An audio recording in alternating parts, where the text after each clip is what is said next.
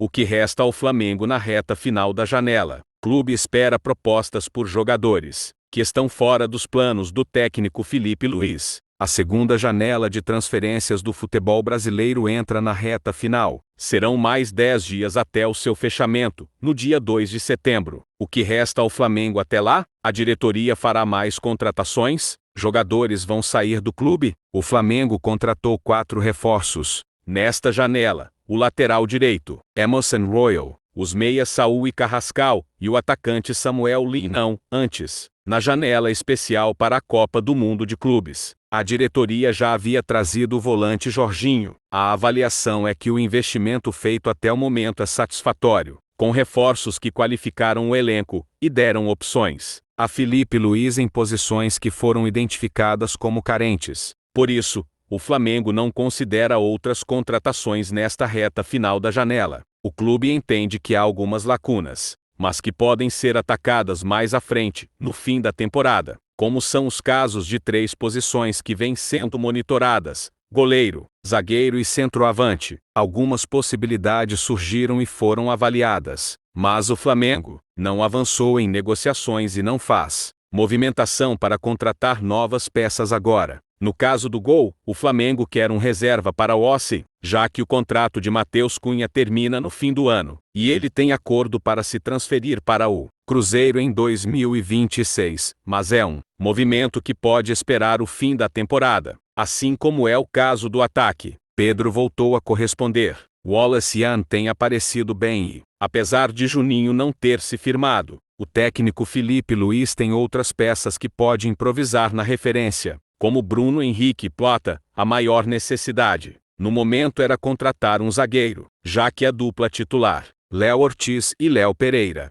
quase não teve descanso na temporada. Danilo foi liberado pelo departamento médico recentemente e volta a ser opção para o Flamengo, que tem ainda os jovens João Vitor e Cleiton no elenco. Iago, do Sub-20, também pode completar o time de Filipe, caso necessário. Como nenhuma negociação avançou, a tendência é que o zagueiro não chegue neste momento. O Flamengo se prepara para buscar reforços para o setor ao fim da temporada, já que deve perder pelo menos um dos defensores no mercado. Ortiz e Pereira têm sido assediados por clubes europeus, mas o Fla mantém a posição de não negociar ninguém do time titular. Por outro lado, o Flamengo admite negociar jogadores que estão fora dos planos de Filipe Luís. São os casos dos meias Vitor Hugo e Matheus Gonçalves e dos atacantes Michael e Juninho. Houve propostas por todos eles, mas sem acordo. No momento, o rubro-negro conversa com o Santos, que tem interesse em contratar Vitor Hugo por empréstimo. Matheus Gonçalves chegou a encaminhar sua ida para o Cruzeiro, mas o Flamengo barrou no último instante. Essa foi a notícia de hoje na Nação Rubro-Negra.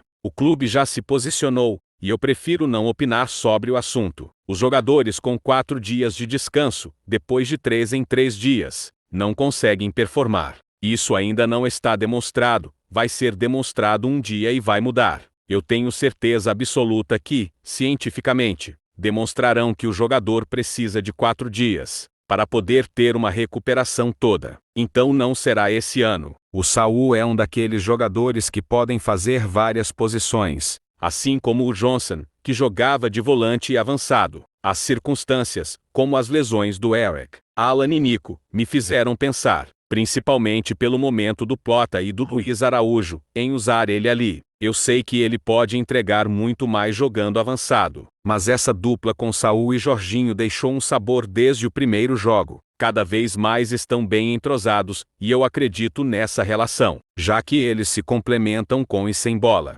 Estão muito bem servidos, e a concorrência está muito boa por ali. Quando chegam muitos jogadores novos e o grupo tem entradas e saídas, ele se transforma, se renova. Muitas vezes existe um período que parece que o grupo está encontrando nova alma. Esse momento passou, passaram alguns jogos, e o grupo está criando essa identidade. Eles estão cada vez mais amigos dentro e fora do campo. Estão se conhecendo cada vez mais. Os jogadores novos estão se adaptando à cidade. Mas isso tudo também tem uma parte negativa onde os jogadores precisam se encontrar, se adaptar dentro do campo, encontrar sua melhor versão dependendo do jogador que tem do lado. Teve esse momento de transição, e a equipe se encontrou. Essa identidade está se formando, justo no momento mais importante da temporada, com as oitavas da Libertadores. Junto com essa nova identidade veio a confiança. Agora o grupo está muito fortalecido com isso. Mas, como eles mesmos falaram no vestiário, pés no chão, estamos um pouco longe de conquistar alguma coisa ainda. Temos muito pela frente, e temos que continuar trabalhando. Pelo que eu sinto desse grupo, querem trabalhar mais e mais. Os gols hoje entraram no começo, mas o jogo tem 90 minutos. Às vezes pode entrar no segundo tempo. O importante é que o time mantenha a consistência. O importante no futebol é a consistência. Sinceramente, não lembro de ter feito 8-0, de 7 sim, como jogador, mas de 8 tenho que procurar. Sobre o que treinaremos durante a semana, é corrigir coisas de jogo que precisamos. Treinar vários conceitos do modelo de jogo. Afiançar ainda mais essa ideia. Está muito claro que os jogadores já entenderam tudo o que tem para assimilar. Mas quando tem jogos consecutivos, esses comportamentos se perdem. Então podemos treinar vários aspectos que não se tem tempo de treinar em uma sequência de jogos. Como os detalhes. Por exemplo, laterais. Uma semana cheia te permite treinar. Eu, como treinador, gosto de ter semana cheia para trabalhar, porque sei que os jogadores assimilam mais e mais a ideia. Essa foi a notícia de hoje, Nação Rubro-Negra. Fala, Nação Rubro-Negra. Se inscreva no canal para não perder nenhuma notícia do nosso Mengão. Depois de um 8-0 irretocável, Filipe Luís elogiou a atuação do Flamengo contra o Vitória, no Maracanã. O treinador considerou o jogo fantástico e ressaltou o foco da equipe até o fim, mesmo com a goleada. Para ele, o esforço para manter o foco, após a classificação contra o Internacional na Libertadores, foi determinante para o placar histórico. Realmente foi um jogo fantástico, completíssimo em todos os sentidos. Os jogadores estavam desfrutando dentro do campo. Foi uma vitória na qual começou o jogo e fomos muito efetivos. E isso obviamente nocauteou o adversário. O que eu mais gostei foi que em nenhum momento pararam de tentar o controle, tirar a bola do adversário, fazer gols. Em nenhum momento os jogadores faltaram respeito com firulas. Ninguém virou a cara e nem nada. Olharam para o gol. Isso é o que mais me deixa orgulhoso sobre o jogo de hoje, disse. Jogadores determinantes estão em um grande momento, grande fase. Temos que aproveitar esse momento. Pelo que me falaram, é a maior vitória da história dos pontos corridos. É motivo de orgulho. Depois da grande vitória contra o Inter em Porto Alegre, foi um esforço não só físico, mas mental para sair de um nível de euforia, de ter eliminado eles lá e fazer o jogo que fizemos. Esse jogo mental fez com que o time entrasse dessa forma, concentrado dentro do campo. Isso prova que os jogadores querem muito ser campeões, brigar até o final. Esse é o caminho, completou. Os melhores em campo foram Samuel Linão e Pedro. O primeiro marcou 2 gols e deu 3 assistências, enquanto o camisa 9 balançou a rede 3 vezes e deu uma assistência.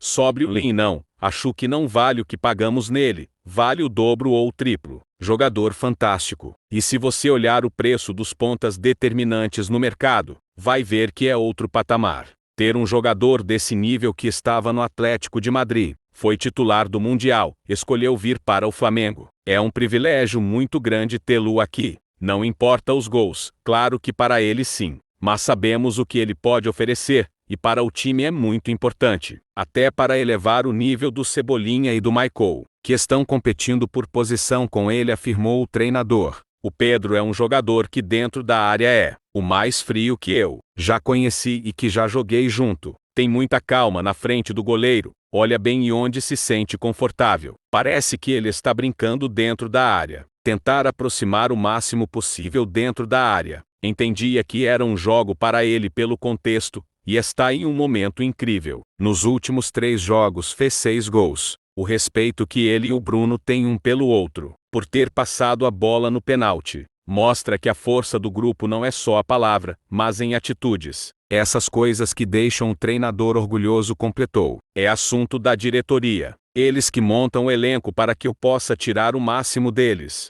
Flamengo investiu R$ 168 milhões em reforços e renovações no primeiro semestre. Veja o balanço. Acordo de renovação de Pulgar custou R$ 19 milhões aos cofres rubro-negros. Contratações desta janela, como Emerson Royal, Saul, Carrascal e Samuel Lin não entram na conta. O Flamengo divulgou o balanço financeiro do segundo trimestre de 2025, que consta o investimento de R$ 167,9 milhões em contratações e renovações de jogadores. Nos primeiros 6 meses do ano, os 4 reforços contratados nesta janela não foram considerados neste balancete. A contratação mais cara do ano foi a de Juninho, com custo total de R$ 37,2 milhões.